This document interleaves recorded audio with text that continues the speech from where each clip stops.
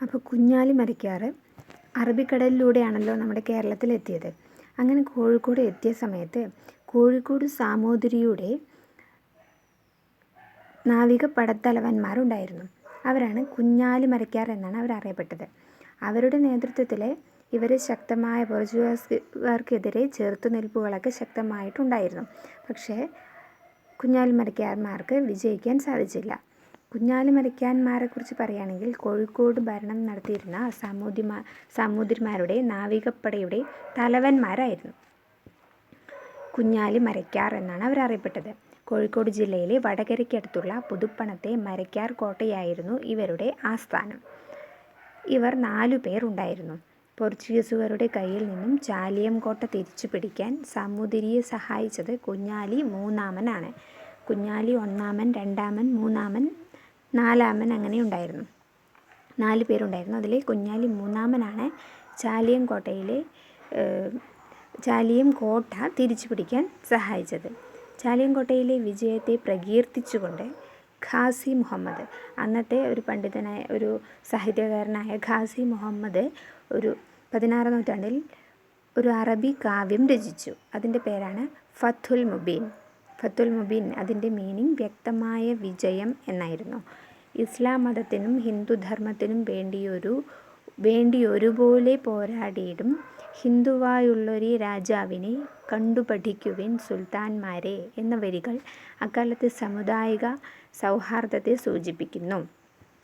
ഇത് ഫത്തുൽ മുബീൻ എന്ന ഗ്രന്ഥത്തിലെ ആ കാവ്യത്തിലെ വരികളാണിത്. ഇത് എഴുതിയത് ഖാസി മുഹമ്മദാണ്. ആരെ പ്രകീർത്തിച്ചിട്ടാണ്? കുഞ്ഞാലി മൂന്നാമൻ ഈ കോട്ട പിടിക്കാൻ വേണ്ടി സഹായിച്ചു. ആരെയാണ് സഹായിച്ചത്? സാമൂതിരിയാണ് സഹായിച്ചത്. അങ്ങനെ സാമൂതിരി എല്ലാവർക്കും വേണ്ടിയിട്ട്, ഇസ്ലാമിനും ഹിന്ദുവിനും എല്ലാവർക്കും വേണ്ടി പൊരുതുന്നുണ്ട് പോർച്ചുഗീസുകാർക്കെതിരെ എന്ന് കാണിക്കുന്ന ഒരു കാവ്യമാണ് ഇത്. കുഞ്ഞാലി മരയ്ക്കാർ സ്മാരകം പണിതിരിക്കുന്നത് വടകരയിലാണ്. വടകരയിലെ ഇരിങ്ങൽ എന്ന സ്ഥലത്താണ് കുഞ്ഞാലി മരയ്ക്കാർ സ്മാരകം പണിതിരിക്കുന്നത്. പോർച്ചുഗീസുകാരാണ് ആദ്യമെത്തിയ യൂറോപ്യന്മാർ. പിന്നീട് ആരൊക്കെയാണ് വന്നത്? പിന്നീട് പോർച്ചുഗീസുകാരെ കൂടാതെ ഡച്ചുകാർ, ഇംഗ്ലീഷുകാരും ഫ്രഞ്ചുകാരും വ്യാപാര കുത്തക നേടിയെടുക്കുന്നതിന് പരസ്പരം മത്സരിച്ചു. ആദ്യം വന്നത് പോർച്ചുഗീസുകാർ, പിന്നെ ഡച്ചുകാർ, പിന്നെ ഇംഗ്ലീഷുകാർ, പിന്നെ ഫ്രഞ്ചുകാർ. കുരുമുളകിന് വേണ്ടിയായിരുന്നു ഈ മത്സരങ്ങളെല്ലാം. 1663 ഡച്ചുകാർ പോർച്ചുഗീസുകാരെ കേരളത്തിൽ നിന്നും തുരത്തി. അതായത് രണ്ടാമത് വന്ന ഡച്ചുകാരെ ആദ്യം വന്ന പോർച്ചുഗീസുകാരെ 1663 തുരത്തി. പിന്നെ ഡച്ചുകാരായി. അങ്ങനെ എന്നാൽ ഡച്ചുകാർ നന്നായിട്ട് ഇവിടെ ജീവിക്കാമെന്ന് വിചാരിക്കുമ്പോഴാണ് ബ്രിട്ടീഷുകാർ എത്തിയത്. അപ്പോൾ ബ്രിട്ടീഷുകാരുടെ സഹായത്തോടെ തിരുവിതാംകൂറിലെ ഭരണാധികാരിയായിരുന്ന മാർത്താണ്ഡവർമ്മ, നമ്മുടെ മാർത്താണ്ഡവർമ്മ മഹാരാജാവ് 1741 കുളച്ചിൽ യുദ്ധത്തിലാണ് ഡച്ചുകാരെ പരാജയപ്പെടുത്തി. അത് ബ്രിട്ടീഷുകാരുടെ സഹായത്തോടെയാണ് മാർത്താണ്ഡവർമ്മ 1741 കുളച്ചിൽ യുദ്ധത്തിൽ ആരെ പരാജയപ്പെടുത്തി? ഡച്ചുകാരെ പരാജയപ്പെടുത്തി. അവർക്ക് അങ്ങനെ കേരളം വിട്ടുപോകേണ്ടി വന്നു. അങ്ങനെ ഇംഗ്ലീഷുകാർ, അതായത് ബ്രിട്ടീഷുകാർ അവിടെ ജയിച്ചു. അങ്ങനെ ബ്രിട്ടീഷുകാർ വാഴ്ന്നുകൊണ്ടിരിക്കുന്ന സമയത്താണ് അടുത്ത ആൾക്കാർ എത്തിയത്. ആരാണത്? ഫ്രഞ്ചുകാർ. ഇംഗ്ലീഷുകാരും ഫ്രഞ്ചുകാരും തമ്മിൽ നടന്ന കർണാട്ടിക് യുദ്ധത്തിൽ ബ്രിട്ടീഷുകാർ വിജയിച്ചതോടെ ദക്ഷിണേന്ത്യയിലെ വ്യാപാര കുത്തക ബ്രിട്ടീഷുകാരുടെ കയ്യിലായി. ഫ്രഞ്ചുകാരും വന്നു.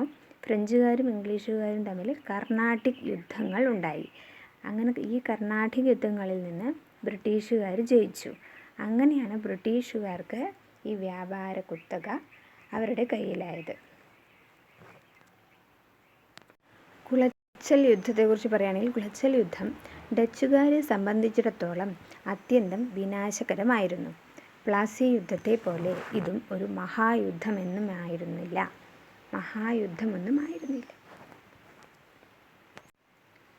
പക്ഷെ കേരളത്തിലെ മലബാർ പിടിച്ചെടുക്കാമെന്ന ഡച്ചുകാരുടെ മോഹം ഇതോടെ അസ്തമിച്ചു.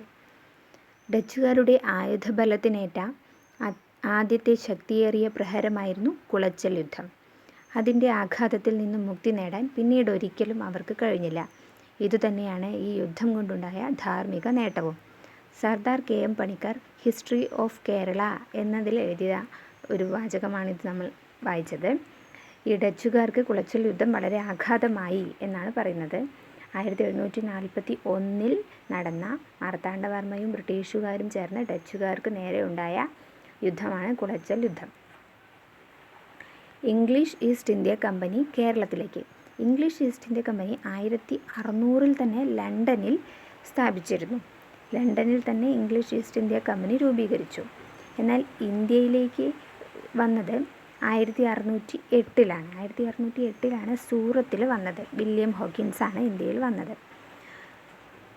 കച്ചവടത്തിന് വേണ്ടി.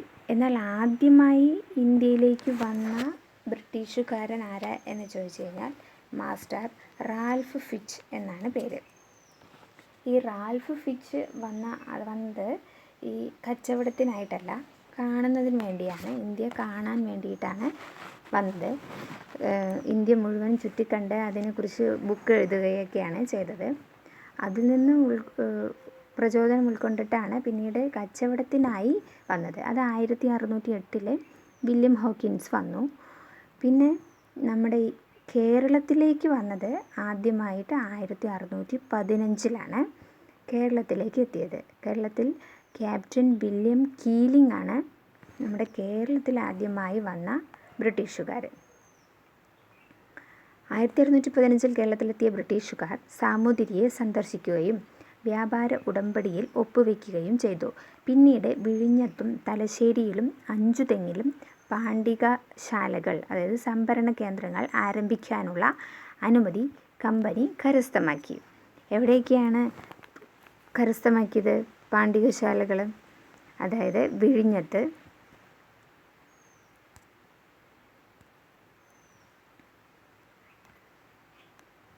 എന്തിനാ അങ്ങോട്ട് പോകണം?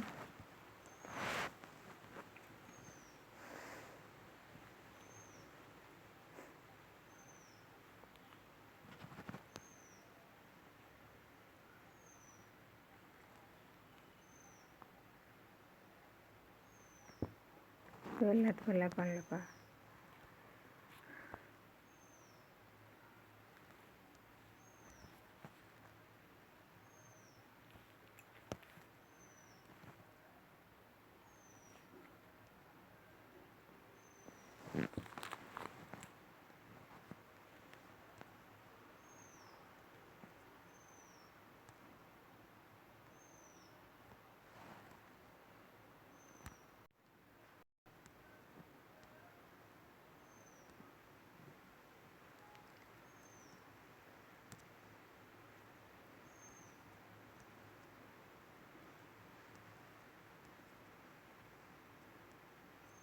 വിഴിഞ്ഞത്ത് ആണ് ആദ്യം തുടങ്ങിയത്.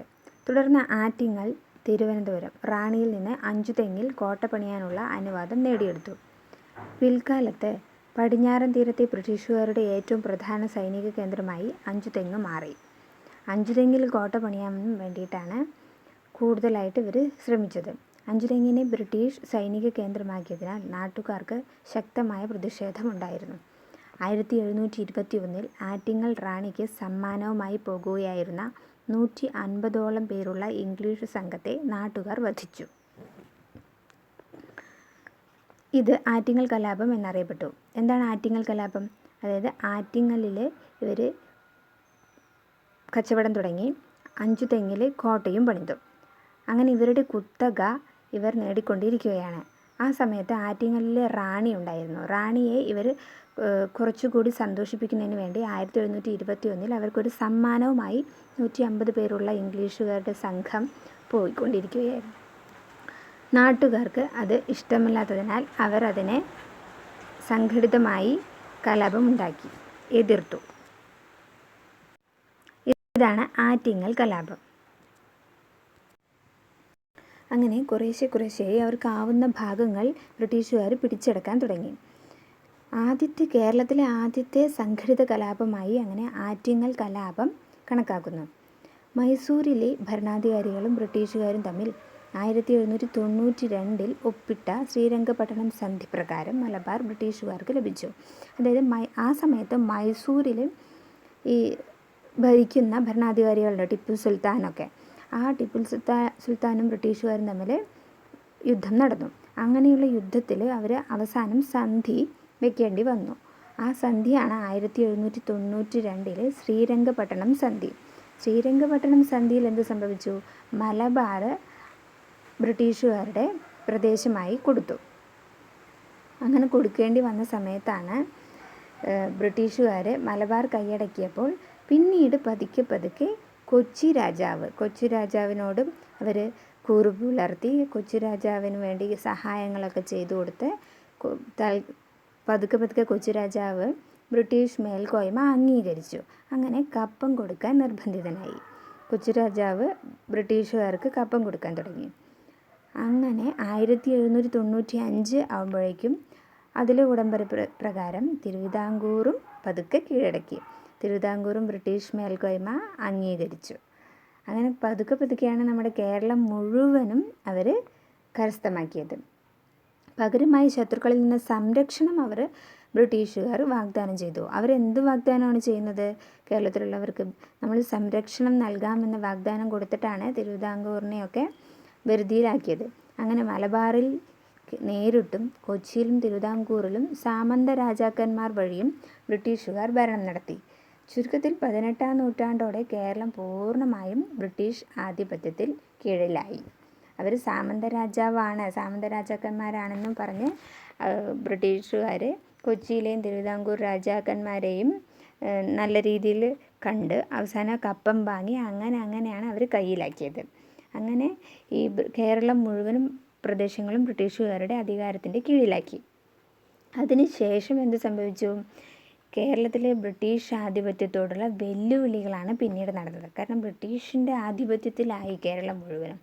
അപ്പോൾ അതിന് ബ്രിട്ടീഷ് ആധിപത്യത്തിനോടുള്ള വെല്ലുവിളികൾ നടത്തുന്നതിന് നേതൃത്വം നൽകിയ കുറച്ച് രാജാക്കന്മാർ നമുക്കുണ്ടായിരുന്നു. ആരൊക്കെയാണ്?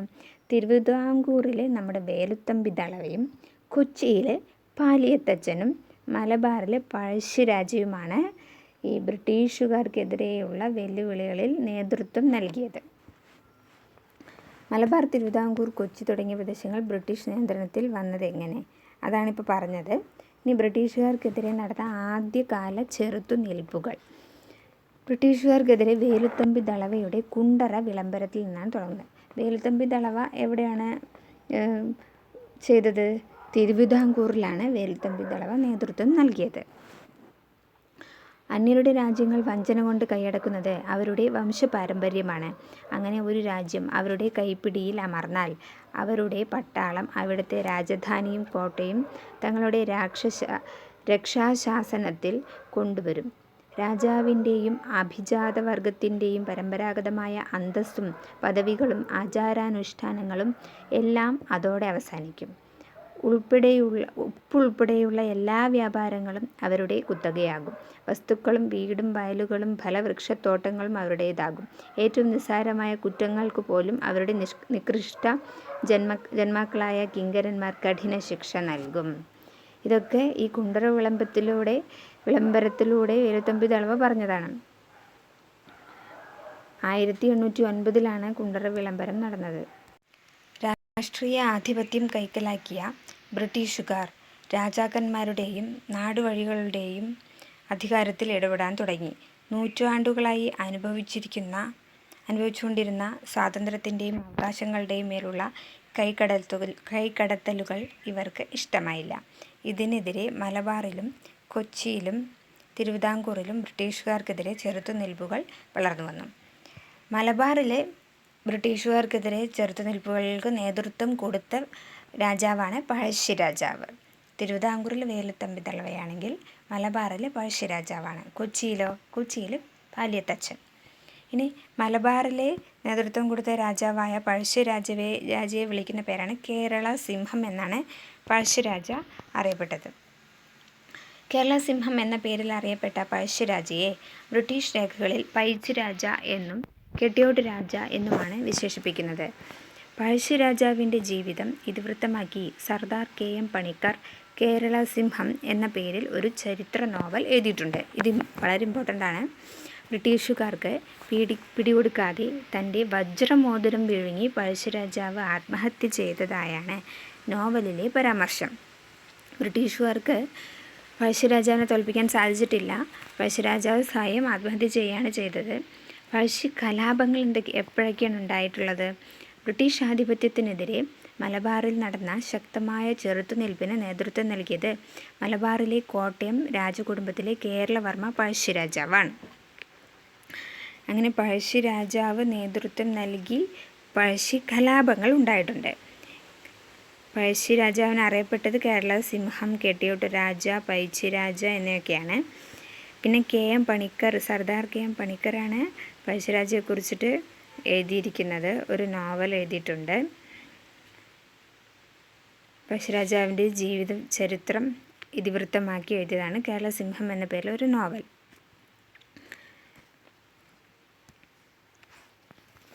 കോട്ടയം രാജകുടുംബത്തിലെ അംഗമായിരുന്നു കേരളവർമ്മ പഴശ്ശിരാജാവ്. മൈസൂരിലെ ഭരണാധികാരികൾക്കെതിരെ ബ്രിട്ടീഷുകാരെ സഹായിച്ചതിന് പകരമായി കോട്ടയം പ്രദേശത്തെ നികുതി പിരിക്കാനുള്ള അധികാരം ബ്രിട്ടീഷുകാർ പഴശ്ശിരാജയ്ക്ക് വാഗ്ദാനം ചെയ്തു. അങ്ങനെ പഴശ്ശിരാജാവിനെയും ആരാണ് കൈക്കലാക്കാൻ ശ്രമിക്കുന്നത്? ബ്രിട്ടീഷുകാർ പതിയെ അണ്ടറിലാക്കാൻ വേണ്ടി ശ്രമിച്ചുകൊണ്ടിരിക്കുകയാണ്. അതിൻ്റെ രീതിയിലാണ് അവർക്ക് ആദ്യം ബ്രിട്ടീഷുകാർ ആരെ സഹായിച്ചു? പഴശ്ശിരാജാവിനെ സഹായിക്കുന്ന രീതിയിൽ പെരുമാറി. മൈസൂരിലെ ഭരണാധികാരികൾക്കെതിരെ ബ്രിട്ടീഷുകാരെ സഹായിച്ചതിന് പകരം കോട്ടയം പ്രദേശത്തെ നികുതി തൽക്കാലം ആര് വാങ്ങിച്ചോളൂ? പഴശ്ശിരാജ വാങ്ങിച്ചോളൂ എന്ന് ബ്രിട്ടീഷുകാർ വാഗ്ദാനം ചെയ്തു. എന്നാൽ വിജയിച്ച ശേഷം വാഗ്ദാനം നിറവേറ്റാൻ ബ്രിട്ടീഷുകാർ തയ്യാറായില്ല. അത് വിജയിക്കുന്നത് വരെ ഉണ്ടായുള്ളൂ. വിജയിച്ചു കഴിഞ്ഞപ്പോൾ എന്തായി? മൈസൂരിൽ വിജയിച്ചു കഴിഞ്ഞപ്പം ബ്രിട്ടീഷുകാരുടെ സ്വഭാവം മാറി. മാത്രമല്ല വയനാടിന്മേൽ ബ്രിട്ടീഷുകാർ അവകാശവാദം ഉന്നയിക്കുകയും ചെയ്തു. ആദ്യം മലബാർ കീഴടക്കി, പിന്നെ വയനാടും വേണമെന്നുള്ള ഒരു അവകാശമായി മൈസൂർ കീഴടക്കിയ ശേഷം. ഇതിനെതിരെ പഴശ്ശിരാജ ജനങ്ങളെ സംഘടിപ്പിച്ച് ബ്രിട്ടീഷുകാർക്കെതിരെ പോരാടി. അങ്ങനെ വയനാട്ടിലേക്ക് വന്നതാണ്. അതായത് പഴശ്ശിരാജാവിൻ്റെ സ്ഥലമായ വയനാട്ടിലേക്ക്, കണ്ണൂർ, വയനാട് ആ ഒരു ഏരിയയിലേക്ക് വന്നപ്പോഴാണ് പഴശ്ശിരാജാവും ആർക്കെതിരായത്? ബ്രിട്ടീഷുകാർക്ക് എതിരായി. ഇതിനെതിരെ പഴശ്ശിരാജ ജനങ്ങളെ സംഘടിപ്പിച്ച് ബ്രിട്ടീഷുകാർക്കെതിരെ പോരാടി. ചെമ്പൻ പോക്കർ, കൈതേരി അമ്പു നായർ, എടച്ചേന കുങ്കൻ നായർ, വയനാട്ടിലെ കുറിച്യ നേതാവായ തലയ്ക്കൽ ചന്തു എന്നിവരുടെ സഹായത്താലാണ് പഴശ്ശി ശക്തമായ ഒളിപ്പോരുകൾ നടത്തിയത്. പോരാട്ടത്തിനിടയിൽ 1805 നവംബർ 30 പഴശ്ശിരാജ വധിക്കപ്പെട്ടു എന്ന് പറയുന്നില്ല, ആത്മഹത്യ ചെയ്തു എന്നാണ് പറയുന്നത്. ഈ പഴശ്ശിരാജാവ് 1805 മരിച്ചത്. ഈ 1805 വരെ നടന്ന പഴശ്ശി കലാപങ്ങൾക്ക് സഹായിച്ചത് ആരൊക്കെയാണ്? അത് ഇമ്പോർട്ടൻ്റ് ആണ്. ചെമ്പൻ പോക്കർ, ഇവരൊക്കെ വയനാട്ടിലെ കുറിച്യ വംശത്തിലെ നേതാക്കന്മാരാണ്. ചെമ്പൻ പോക്കർ, കൈതേരി അമ്പു നായർ, എടച്ചേന കുങ്കൻ, പിന്നെ വയനാട്ടിലെ കുറിച്യ നേതാവായ തലയ്ക്കൽ ചന്തു. ഇവരൊക്കെയാണ് പഴശ്ശിരാജാവിനെ സഹായിച്ചവർ. പഴശ്ശി സ്മാരകം എവിടെയാണ്? മാനന്തവാടിയിലാണ് പഴശ്ശി സ്മാരകം നിലനിൽക്കുന്നത്. ഇനി വേലുത്തമ്പിയും പാലിയത്തച്ഛനും. വേലുത്തമ്പി ദളവ എവിടെയാണ്? വേലുത്തമ്പി ദളവ നേതൃത്വം കൊടുത്തത് തിരുവനന്തപുരത്തും പാലിയത്തച്ഛൻ കൊച്ചിയിലുമാണ്. തിരുവിതാംകൂറിൻ്റെയും കൊച്ചിയുടെയും ആഭ്യന്തര കാര്യങ്ങളിൽ ബ്രിട്ടീഷുകാർ അനിയന്ത്രിതമായി ഇടപെട്ടതിനെതിരെയാണ് ദിവാൻമാരായ വേലുത്തമ്പിയും പാലിയത്തച്ഛനും പ്രതിഷേധിച്ചത്. 1809 ജനുവരി 11 പുറത്തിറക്കിയ കുണ്ടറ വിളംബരത്തിലൂടെ വേലുത്തമ്പി ബ്രിട്ടീഷുകാർക്കെതിരെ ആയുധമെടുത്ത് പോരാടാൻ ജനങ്ങളോട് ആഹ്വാനം ചെയ്തു. എപ്പോഴാണ് കുണ്ടറ വിളംബരം നടത്തിയത്? 1809 ജനുവരി 11 കുണ്ടറ വിളംബരം. അതോടെയാണ് വിളംബരം ചെയ്തത്. അതായത് ഈ ബ്രിട്ടീഷുകാർക്കെതിരെ നമ്മൾ പോരാടണം എന്ന് വേലുത്തമ്പി ദളവ ആഹ്വാനം ചെയ്തു. തിരുവിതാംകൂറിൻ്റെയും കൊച്ചിയുടെയും സംയുക്ത സൈന്യം ബ്രിട്ടീഷ് റെസിഡൻറ്റ് മെക്കാളയുടെ ഔദ്യോഗിക വസതി ആക്രമിച്ചു. ബ്രിട്ടീഷ് സൈന്യത്തിനു മുൻപിൽ പിടിച്ചു നിൽക്കാൻ ഇവർക്കായില്ല. പിടിപ്പെടുമെന്ന് അറിഞ്ഞപ്പോഴേക്കും വേലുത്തമ്പി ദളവ മണ്ണിനടിയിലെ ക്ഷേത്രത്തിൽ വെച്ച് ആത്മഹത്യ ചെയ്തു. ആരും അങ്ങനെ പിടി കൊടുത്തിട്ടില്ല എന്നാണ് പറയുന്നത്. പഴശ്ശിരാജാവും പിടികൊടുത്തിട്ടില്ല, വേലുത്തമ്പി ദളവയും പിടികൊടുത്തിട്ടില്ല. അവർ ബ്രിട്ടീഷ് റെസിഡൻറ്റ് മെക്കാളയുടെ ഔദ്യോഗിക വസതിയിലാണ് അവർ ആക്രമിച്ചത്.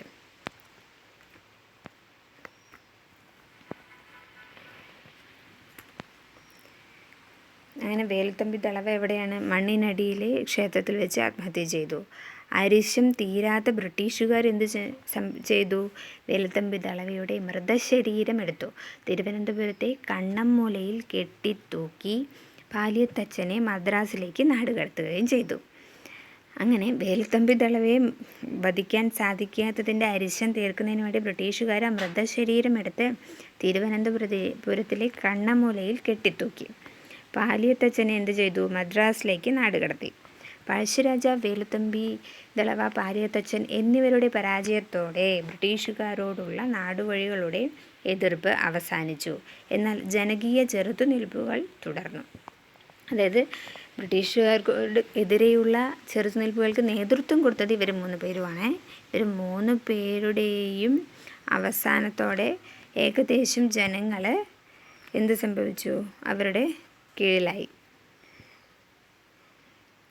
കേരളം ലോക കമ്പോളത്തിൻ്റെ ഭാഗമാകുന്നു. ഭരണനിയന്ത്രണം ഏറ്റെടുത്തതോടെ ബ്രിട്ടീഷുകാർ ഇവിടുത്തെ ഉൽപ്പന്നങ്ങൾ ചുരുങ്ങിയ വിലയ്ക്ക് കൈക്കലാക്കുകയും അവരുടെ നാട്ടിലുണ്ടാകുന്ന വ്യാവസായിക ഉൽപ്പന്നങ്ങൾ ഉയർന്ന വിലയ്ക്ക് ഇവിടെ വിറ്റഴിക്കുകയും ചെയ്തു. അതായത് ഭരണം കയ്യിൽ കിട്ടിയപ്പോൾ ബ്രിട്ടീഷുകാർ എന്ത് ചെയ്തു? അവരുടെ സാധനങ്ങളും ഉൽപ്പന്നങ്ങളൊക്കെ ഇവിടെ നന്നായി വിറ്റഴിക്കുക, ഇവിടെയുള്ള സാധനങ്ങൾക്ക് വളരെ വില കുറച്ചുകൊണ്ട് ഇവിടുന്ന് കയറ്റുമതി ചെയ്യുകയും ചെയ്യാൻ തുടങ്ങി. അതോടുകൂടി ഇവിടെയുള്ള വിദേശ വ്യാപാരം വൻതോതിൽ വർദ്ധിച്ചു. കേരളത്തിനാകെ ബുദ്ധിമുട്ടായി. കേരളം ലോക കമ്പോളത്തിൻ്റെ ഭാഗമായി മാറി. കേരളത്തിൽ നിന്ന് എന്തൊക്കെയാണ് ഇവർ കയറ്റുമതി ചെയ്തത്? നാളികേരം, ശർക്കര, കശുവണ്ടി, കുരുമുളക്, അടയ്ക്ക, ഇരുമ്പയിര് ഇതെല്ലാം കേരളത്തിൽ നിന്ന് കയറ്റുമതി ചെയ്തു. കേരളത്തിലേക്ക് ബ്രിട്ടീഷ് ഉൽപ്പന്നങ്ങളായിട്ടുള്ള തുണിത്തരങ്ങളും മണ്ണെണ്ണ, പുകയില, പഞ്ചസാര, ലോഹോൽപ്പന്നങ്ങൾ ഇതെല്ലാം ഇറക്കുമതി ചെയ്ത് വലിയ വിലയ്ക്ക് വിൽപ്പന ചെയ്തു. വ്യാപാരം സുഗമമാക്കാൻ മലബാറിലും കൊച്ചിയിലും തിരുവിതാംകൂറിലും നിലനിന്നിരുന്ന വ്യാപാര നിയമങ്ങൾ തങ്ങൾക്ക് അനുകൂലമായി ബ്രിട്ടീഷുകാർ ഭേദഗതി ചെയ്തു. ഏകീകരിച്ച നാണയവ്യവസ്ഥയും അളവ് തൂക്ക സമ്പ്രദായവും നടപ്പിലാക്കി. വ്യാപാരത്തിനായി ഗതാഗത സൗകര്യങ്ങൾ മെച്ചപ്പെടുത്താൻ റോഡുകളും പാലങ്ങളും റെയിൽപാളങ്ങളും പണിതു. ചരക്കു ഗതാഗതം സുഗമമാക്കാൻ കൊച്ചി, കോഴിക്കോട്, ആലപ്പുഴ തുറമുഖങ്ങൾ വികസിപ്പിച്ചു. അപ്പോൾ ഇവർക്ക് വ്യാപാരത്തിന് ആരും തന്നെ തടസ്സമില്ലാതെയായി ബ്രിട്ടീഷുകാർക്ക്. അങ്ങനെ അവർ വ്യാപാരം മെച്ചപ്പെടുത്തുന്നതിന് വേണ്ടിയുള്ള സൗകര്യങ്ങൾ, ഗതാഗത സൗകര്യങ്ങളെല്ലാം ഉണ്ടാക്കി. റോഡുകൾ, പാലങ്ങൾ, റെയിൽ പാതകളും ചരക്ക് ഗതാഗതം സുഗമമാക്കുന്നതിന് വേണ്ടി അവർ നിർമ്മിച്ചു. ഇത് ഇപ്പോഴത്തെ 10th പ്രിലിംസിൽ വന്ന ഒരു ചോദ്യമാണ്. ഈ റെയിൽ പാത എന്ന കോളത്തിൽ നിന്നാണ് വന്നത്. അതായത് കേരളത്തിലെ ആദ്യത്തെ റെയിൽപാത നിർമ്മിച്ചത് ബ്രിട്ടീഷുകാരാണ്. ബേപ്പൂർ മുതൽ തിരൂർ വരെയാണ് നീണ്ടു നിൽക്കുന്ന ഈ റെയിൽപാത 1861 നിർമ്മിച്ചത്. ഇതാണ് ക്വസ്റ്റ്യൻ. ആദ്യത്തെ റെയിൽപാത എപ്പോഴാണ് ഉണ്ടായത്? 1861 എന്നാണ് ആൻസർ. അസംസ്കൃത വസ്തുക്കൾ കൊണ്ടുപോകുന്നതിനും വ്യവസായ ഉൽപ്പന്നങ്ങൾ വിദൂര ഗ്രാമങ്ങളിൽ പോലും എത്തിക്കുന്നതിനും റെയിൽവേയെ ബ്രിട്ടീഷുകാർ ഉപയോഗപ്പെടുത്തി. അപ്പോൾ ഈ 10th പ്രിലിംസിലെ ഒരു ക്വസ്റ്റ്യൻ ആണിത്, 1861 എന്നുള്ളത്. അങ്ങനെ വ്യാപാരം മെച്ചപ്പെടുത്താൻ വേണ്ടിയിട്ട് ഒരുപാട് നടപടികൾ ബ്രിട്ടീഷുകാർ സ്വീകരിച്ചു. അങ്ങനെ ബ്രിട്ടീഷുകാരുടെ കുത്തക വന്നതോടുകൂടി ഭൂബന്ധങ്ങളിലുണ്ടായ മാറ്റങ്ങളാണ് പറയുന്നത്. ബ്രിട്ടീഷ് ഭരണഭൂമിയുടെ മേൽ വിവിധ ജനവിഭാഗങ്ങൾക്കുണ്ടായ അവകാശങ്ങളിൽ വലിയ മാറ്റം വരുത്തി. അതിലെന്തൊക്കെയാണെന്ന് വെച്ചിട്ടുണ്ടെങ്കിൽ, ഇതോടെ മലബാറിലെ കൃഷിക്കാരുടെ ജീവിതം കൂടുതൽ പരിതാപകരമായി. അവർ ജന്മിമാരും നാടുവാഴികളുടെയും മേലെ എന്ത് ചെയ്തു? നികുതി ഭാരം അടിച്ചേൽപ്പിക്കുകയും കൃഷിക്കാരെ ആണെങ്കിൽ കുടിയൊഴിപ്പിക്കുകയും ചെയ്തു. ഇതോടെ മലബാറിലെ കൃഷിക്കാരുടെ ജീവിതം കൂടുതൽ പരിതാപകരമായി. ഇതിനെതിരെ പല കലാപങ്ങളും ഉണ്ടായി. മാപ്പിള കലാപങ്ങളും ഉണ്ടായി. ഈ മാപ്പിള കലാപത്തെക്കുറിച്ച് അന്വേഷിക്കാൻ വേണ്ടി ബ്രിട്ടീഷുകാർ ഒരു വൈസ്രോയെ നിയമിച്ചു. അതാണ് വില്യം ലോഗൻ ഒരു കമ്മീഷൻ ഉണ്ടാക്കി. അതാണ് ലോഗൻ കമ്മീഷൻ മാപ്പിള കലാപത്തെക്കുറിച്ച് അന്വേഷിച്ചു. എന്നിട്ടും എന്തു മനസ്സിലാക്കി? അവരുടെ ശുപാർശ പ്രകാരം അവർ പറഞ്ഞു, കുടിയായ്മ നിയമം ഉണ്ടാക്കണം എന്ന് പറഞ്ഞ് 1929 മലബാർ കുടിയായ്മ നിയമം നടപ്പിലാക്കി. അതിലൂടെ എന്താണ് സംഭവിച്ചത്? കർഷകർക്ക് അവർ പണിയെടുക്കുന്ന ആ ഭൂമിയുടെ മേൽ നാമമാത്രമായെങ്കിലും അവകാശം ലഭിച്ചു. തിരുവിതാംകൂറിൽ അതിന് കാരണം ഈ വില്യം ലോഗനാണ്. 1929 ലോഗൻ കമ്മീഷൻ ഉണ്ടാക്കിയ ശുപാർശ പ്രകാരം 1929 നിലവിൽ വന്ന മലബാർ കുടിയായ്മ നിയമമാണ്. അതുമൂലം കർഷകർക്ക് കുറച്ചെങ്കിലും ഒരു നാമമാത്രമായെങ്കിലും അവകാശം ലഭിച്ചു. തിരുവിതാംകൂറിൽ മാർത്താണ്ഡവർമ്മയുടെ കാലം മുതൽ ഭൂവുടമയോ ബന്ധങ്ങളിൽ മാറ്റം വരുത്തിയിരുന്നു. തിരുവിതാംകൂറിൽ ഒരുപാട് മാറ്റങ്ങൾ വരുത്തിയിട്ടുണ്ടായിരുന്നു. 1865 തിരുവിതാംകൂർ സർക്കാർ പുറപ്പെടുവിച്ച സുപ്രധാന വിളംബരമാണ് കൃഷി ചെയ്യുന്നവർക്ക് സ്വന്തമായി ഭൂമി നൽകുന്ന ഒരു വിളംബരം ഉണ്ടായി. കൃഷി ചെയ്യുന്നവർക്ക് ഭൂമി സ്വന്തമായി നൽകാൻ 1865 തിരുവിതാംകൂർ സർക്കാർ പുറപ്പെടുവിച്ചിരുന്നു. ഇതിനെ പറയുന്നതാണ് പണ്ടാരപ്പാട്ട വിളംബരം. പണ്ടാരപ്പാട്ട വിളംബരം പണ്ട് തിരുവിതാംകൂർ രാജാവ് നടത്തിയിരുന്നു 1865. 1896 പാസാക്കിയ ജന്മി കുടിയാന്മ നിയമം പ്രകാരം തിരുവിതാംകൂറിൽ കുടിയാന് ഭൂമിയുടെ മേൽ ഉടമാവകാശം ലഭിച്ചു. 1896 എന്ത് സംഭവിച്ചു? ജന്മി കുടിയാന്മ നിയമം കൊണ്ടുവന്നു. അതിൽ തിരുവിതാംകൂറിൽ കുടിയാന് ഭൂമിയുടെ മേൽ ഉടമാവകാശം ലഭിച്ചു. അങ്ങനെ ഭൂരിഭാഗം കുടിയാന്മാരും തിരുവിതാംകൂറിൽ നാമമാത്രമായ ഭൂവുടമകളായി മാറി. വലിയ വലിയ ഭൂ ഉടമകളെല്ലാം കുറച്ച് ഭൂമി മാത്രം ആയി മാറി അവർക്ക്. കാരണം കൃഷി ചെയ്യുന്നവർക്ക് തന്നെ അത് ലഭിച്ചു. ഇതിനു പകരമായി അവർ സർക്കാരിലേക്ക് വലിയ നികുതി അടച്ചു. ചുരുക്കത്തിൽ തിരുവിതാംകൂറിലെ കർഷകരും നികുതി ഭാരം കൊണ്ട് പൊറുതിമുട്ടി. 1914 കൊച്ചിയിൽ കുടിയായ്മ നിയമം നിലവിൽ വന്നത്. എന്നാൽ കൊച്ചിയിൽ എപ്പോഴാണ് വന്നത്? 1914 കുടിയായ്മ നിയമം നിലവിൽ വന്നത്. മലബാറിൽ കുടിയായ്മ നിയമം നിലവിൽ വന്നത് 1929 1929 കൊച്ചിയിൽ കുടിയായ്മ നിയമം നിലവിൽ വന്നത് 1914.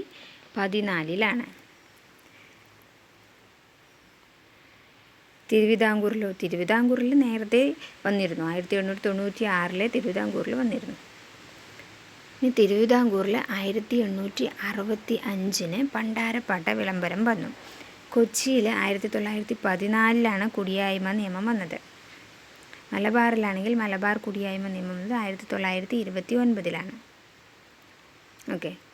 തിരുവിതാംകൂറിൽ 2 നിയമങ്ങളാണ് വന്നത്. ഏതൊക്കെയാണ്? ആദ്യം പണ്ടാരപ്പാട്ട വിളംബരം വന്നു. പിന്നീട് വന്നതാണ് ജന്മി കുടിയാന്മ നിയമം.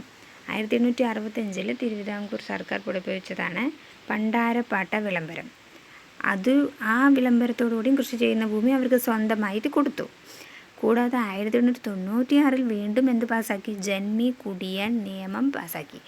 അപ്പോൾ ജന്മിക്കും തീരെ അവകാശമില്ലാതെ ആവണ്ട എന്ന് വിചാരിച്ചിട്ട് അങ്ങനെ ഒരു പുതിയ നിയമം ഉണ്ടാക്കി. അതാണ് തിരുവിതാംകൂറിൽ കുടിയാന് ഭൂമിയുടെ മേൽ ഉടമാവകാശം ലഭിച്ചു. അപ്പോൾ കുടിയാന് ഉടമാവകാശം ലഭിച്ചു.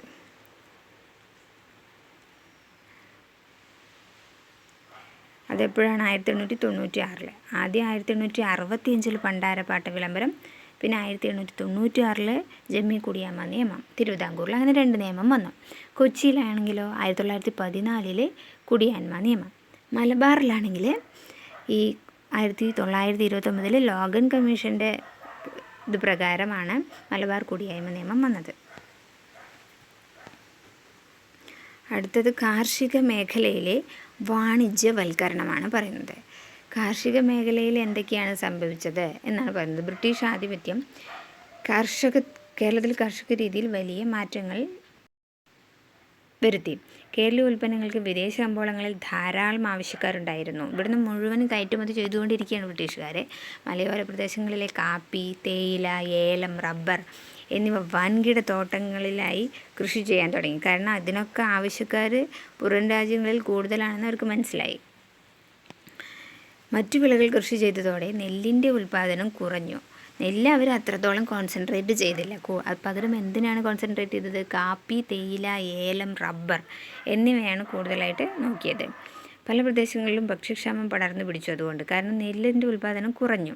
ഇതിന് പരിഹാരമായി ഇവരെന്ത് ചെയ്തു? മരച്ചീനി കൃഷിയാണ് വ്യാപിപ്പിച്ചത്.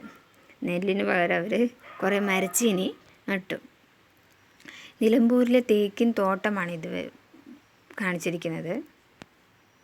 ഇതേ കാലത്ത് തന്നെയാണ് ബ്രിട്ടീഷുകാരനായ കോനോലിയുടെ നേതൃത്വത്തിൽ നിലമ്പൂരിൽ തേക്കുതോട്ടം ആരംഭിച്ചത്. നിലമ്പൂരിൽ തേക്കിൻ തോട്ടം ആരുടെ നേതൃത്വത്തിലാണ് ആരംഭിച്ചത്? ബ്രിട്ടീഷുകാരനായ കോനോലി. ബ്രിട്ടീഷുകാരുടെ ഉടമസ്ഥതയിലായിരുന്നു വനഭൂമി വൻതോതിൽ ബ്രിട്ടീഷുകാർ പതിച്ചു നൽകുകയും തോട്ടങ്ങളിലേക്ക് ഗതാഗത സൗകര്യം ഏർപ്പെടുത്തുകയും തിരുവിതാംകൂറിലെയും കൊച്ചിയിലെയും ഭരണാധികാരികൾ തോട്ടകൃഷി പ്രോത്സാഹിപ്പിച്ചു. അങ്ങനെ കേരളം വാണിജ്യ വിളകൾ കൃഷി ചെയ്യുന്ന പ്രദേശമായി മാറി. ഈ കാനോലി പ്ലോട്ടായി മാറി. ഏതാണ് കാനോലി പ്ലോട്ടായി മാറിയത്? നിലമ്പൂരിലെ തേക്കുതോട്ടം. വ്യാപാരാവശ്യത്തിനുള്ള കപ്പലുകൾ നിർമ്മിക്കുന്നതിന് വൻതോതിൽ തേക്കുമരങ്ങൾ ബ്രിട്ടീഷുകാരെ ഈസ്റ്റ് ഇന്ത്യ കമ്പനിക്ക് ആവശ്യമായി വന്നു. കാരണം ഇവരിങ്ങനെ ഓരോ സാധനങ്ങളായിട്ട് ഇവിടുന്ന് കയറ്റുമതി ചെയ്തുകൊണ്ടിരിക്കുകയാണ്. അപ്പോൾ ഇവർക്ക് കയറ്റുമതി ചെയ്യാൻ എന്താവശ്യമുണ്ട്? കപ്പലുകൾ ആവശ്യമുണ്ട്. കപ്പൽ നിർമ്മാണത്തിന് വേണ്ടിയിട്ട് എന്താവശ്യമുണ്ട്? തേക്കുമരങ്ങളും ആവശ്യമുണ്ട്. അങ്ങനെയാണ് ഇവർ നിലമ്പൂർ തേക്കിൻ തോട്ടം തുടങ്ങിയത്. തേക്കിനു പറ്റിയ മലബാറിലെ വളക്കൂറുള്ള മണ്ണിൽ തേക്കുമരങ്ങൾ വെച്ചുപിടിപ്പിക്കാൻ കളക്ടറായ ഹെൻറി വാലന്റൈൻ കോനോലിയെ കമ്പനി ചുമതലപ്പെടുത്തി. അന്നത്തെ കളക്ടറായിരുന്നു ഹെൻറി വാലന്റൈൻ കോനോലി. നിലമ്പൂർ മേഖലയിലെ 1500 ഏക്കറിലും കോനോലി തേക്ക് വെച്ചുപിടിപ്പിച്ചു. 1823 മുതൽ 38 വരെയുള്ള കാലഘട്ടത്തിൽ. ഇത് പിന്നീട് കോനോലി പ്ലോട്ട് എന്നറിയപ്പെടുന്നു. അപ്പോൾ തേക്കിൻ തോട്ടം, നിലമ്പൂരിലെ തേക്കിൻ തോട്ടം അറിയപ്പെടുന്നത് ഏതിൻ്റെ പേരിലാണ്? കോനോലി പ്ലോട്ട് എന്നാണ് അറിയപ്പെടുന്നത്. അന്നത്തെ കളക്ടറായിരുന്ന ഹെൻറി വാലന്റൈൻ കോനോലിയാണ് അവിടെ മുഴുവനും തേക്കുമരങ്ങൾ വെച്ചുപിടിപ്പിക്കാൻ ഏർപ്പെടുത്തിയത്. വാണിജ്യ നിർമ്മാണം കേരളത്തിൽ കാർഷിക മേഖലയിൽ വരുത്തിയ മാറ്റങ്ങളാണ് പറഞ്ഞത്. ഇനി തോട്ട വ്യവസായത്തിൻ്റെയും പരമ്പരാഗത വ്യവസായത്തിൻ്റെയും വളർച്ചയാണ് അടുത്തതായി പറയുന്നത്. തോട്ടവിളകൾ സംസ്കരിക്കുന്നതിനും കയറ്റി അയക്കുന്നതിനുമായി ബ്രിട്ടീഷുകാർ കേരളത്തിൽ ഫാക്ടറികൾ ആരംഭിച്ചു. ഏതൊക്കെയാണ് തോട്ടവിളകൾ? തേയില, കാപ്പി, റബ്ബർ. ഇതാണ് അവർ കൂടുതലായിട്ടും കയറ്റുമതി ചെയ്തത്. എന്നീ തോട്ടമേഖലകളിൽ വളർന്നു വന്ന വ്യവസായങ്ങളാണ്. ഇതോടൊപ്പം നാളികേരം, അതോടൊപ്പം എന്തും കൂടി ചെയ്തു അവർ? നാളികേരം, കയർ, കശുവണ്ടി, കൈത്തറി, ബീഡി തുടങ്ങിയവയുമായി ബന്ധപ്പെട്ട പരമ്പരാഗത വ്യവസായങ്ങളും ശക്തിയാർജിച്ചു. എണ്ണയാട്ട് മില്ലുകൾ കേരളത്തിൽ വ്യാപകമായി. നാളികേരം ഇഷ്ടംപോലെ കിട്ടുന്നതുകൊണ്ട് എണ്ണയാട്ട് മില്ലുകളും വന്നു. ആലപ്പുഴയായിരുന്നു വെളിച്ചെണ്ണ വ്യവസായത്തിൻ്റെ കേന്ദ്രം എവിടെയായിരുന്നു? ആലപ്പുഴയായിരുന്നു. ഇതിൽ നിന്നൊരു ക്വസ്റ്റ്യൻ വന്നിട്ടുണ്ട്. കയർ ഫാക്ടറിയാണ് അടുത്തത് വരുന്നതിലാണ് ക്വസ്റ്റ്യൻ വന്നത്. കയർ ഫാക്ടറി, അതായത് 1853 ആദ്യത്തെ കയർ ഫാക്ടറി എവിടെ സ്ഥാപിച്ചു? ആലപ്പുഴയിൽ സ്ഥാപിച്ചു. ഡിസംബർ 28 ഉണ്ടായിരുന്ന 10th പ്രിലിംസിൽ ഒരു ക്വസ്റ്റ്യൻ ആയിരുന്നു. കയർ ഫാക്ടറി എവിടെയാണ് സ്ഥാപിച്ചത്? ആദ്യത്തെ ആലപ്പുഴയിലാണ് സ്ഥാപിച്ചത്. കശുവണ്ടി ഫാക്ടറികൾ കൊല്ലം കേന്ദ്രമായി വളർന്നു വന്നു. കശുവണ്ടി ഫാക്ടറി എവിടെയാണ്? കൊല്ലത്താണ്. കശുവണ്ടി ഫാക്ടറികൾ കൊല്ലത്താണ് നിർമ്മിച്ചത്. ഫറോക്ക്, കൊല്ലം, ഒല്ലൂർ, അതായത് തൃശ്ശൂരിലുള്ള ഒല്ലൂർ തുടങ്ങിയ പ്രദേശങ്ങളിൽ ഓട്ട് കമ്പനികൾ ഇനിയിപ്പോൾ അടുത്ത എക്സാമിന് ചിലപ്പോൾ ഇതൊക്കെ ചോദിച്ചു കൂടായികയില്ല. ഓട്ട് കമ്പനികൾ എവിടെയൊക്കെയാണ് ഉണ്ടായത്? ഓട്ട് കമ്പനികൾ ഫറോക്ക്, ഒല്ലൂർ, കൊല്ലം എന്നീ സ്ഥലങ്ങളിലും. കണ്ണൂരും കോഴിക്കോട് കൈത്തറി നിർമ്മാണശാലകളുമാണ് വന്നത്. കണ്ണൂരും കോഴിക്കോടും എന്താ വന്നത്? കൈത്തറി നിർമ്മാണശാലകളാണ് വന്നത്. ബീഡി വ്യവസായം എവിടെയാണ്? അതും കണ്ണൂരാണ് വന്നത്. കൈത്തറിയും ബീഡിയും കണ്ണൂർ വന്നു. ബ്രിട്ടീഷ് ഭരണകാലത്ത്, ഇത് വളരെ ഇമ്പോർട്ടൻ്റ് ആണ്, ഇത് എഴുതി വെച്ച് പഠിക്കുക ചെയ്യണം. ഫറോക്കിലെ ഓട്ട് കമ്പനിയാണ് ഇവിടെ ചിത്രത്തിൽ കൊടുത്തിരിക്കുന്നത്. ആലപ്പുഴയിലെ കയർ ഫാക്ടറിയും. ബീഡിയും കൈത്തറിയും വന്നത് കണ്ണൂർ. കോഴിക്കോടും കൈത്തറി വന്നിട്ടുണ്ട്. ആധുനിക വ്യവസായങ്ങളുടെ ഉദയമാണ് അടുത്തത് പറയുന്നത്. ആധുനിക വ്യവസായം എന്ന് വെച്ചാൽ അണക്കെട്ടുകളും വ്യവസായശാലകളൊക്കെ 20ാം നൂറ്റാണ്ടിൻ്റെ പകുതിയോടെയാണ് ആധുനിക വ്യവസായശാലകൾ കേരളത്തിൽ സ്ഥാപിക്കപ്പെടുന്നത്. അവയിൽ ഭൂരിഭാഗവും തിരുവിതാംകൂറിലും കൊച്ചിയിലുമായിരുന്നു. ബ്രിട്ടീഷുകാർ വ്യവസായങ്ങൾക്ക് ആവശ്യമായ സാങ്കേതിക സാമ്പത്തിക സഹായങ്ങൾ നൽകി. പള്ളിവാസൽ ഇതും വന്നിരുന്നു ക്വസ്റ്റ്യൻ. അതായത് ആദ്യത്തെ സത്യത്തിൽ 10 മാർക്കിന് അല്ല, ശരിക്കും ഈ ഒരു ചാപ്റ്ററിൽ നിന്ന് 10ൽ കൂടുതൽ മാർക്കിന് ക്വസ്റ്റ്യൻ വന്നതായിട്ട് തോന്നുന്നുണ്ട്.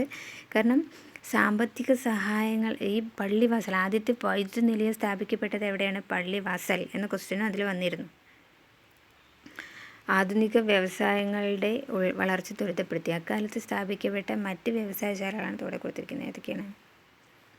പള്ളിവാസൽ വൈദ്യുതി നിലയം, പുനലൂർ പേപ്പർ മിൽ. ഇതെല്ലാം അടുത്ത ക്വസ്റ്റ്യനിൽ പ്രതീക്ഷിക്കാവുന്നതാണ്. Punalur paper mill Kollam, Kalamassery FACT Ernakulam, Kundara ceramics Kollam, rubber works Thiruvananthapuram, Tata oil mills Kochi, Alagappa തുണി മിൽ കൊച്ചി. ഇത്രയും വ്യവസായശാലകളാണ് ബ്രിട്ടീഷുകാർ പണിതത്. മൂലധനം സ്വരൂപിക്കുന്നതിനുള്ള പണമിടപാട് സ്ഥാപനങ്ങളായി ബാങ്കുകൾ ഇക്കാലത്ത് കേരളത്തിൽ വളർന്നു വന്നു. ആദ്യമായി രൂപം കൊണ്ട സ്വകാര്യ ബാങ്ക് നെടുങ്ങാടി ബാങ്ക് ആയിരുന്നു. ആദ്യമായി രൂപം കൊണ്ട സ്വകാര്യ ബാങ്ക് ഏതാണ്? നെടുങ്ങാടി ബാങ്ക്. തുടർന്ന് ഇമ്പീരിയൽ ബാങ്ക് വന്നു. Indian national bank, chartered bank എന്നിവ നിലവിൽ വന്നു. ഇത് ഈ ഓർഡറിൽ തന്നെ പഠിച്ചു വയ്ക്കണം. Nedungadi bank, imperial bank, Indian national bank, chartered bank.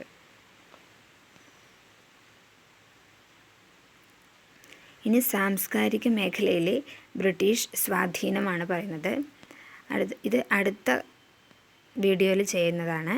എല്ലാവരും ഇതുവരെയുള്ളത് നന്നായി പഠിച്ചു പോകണം.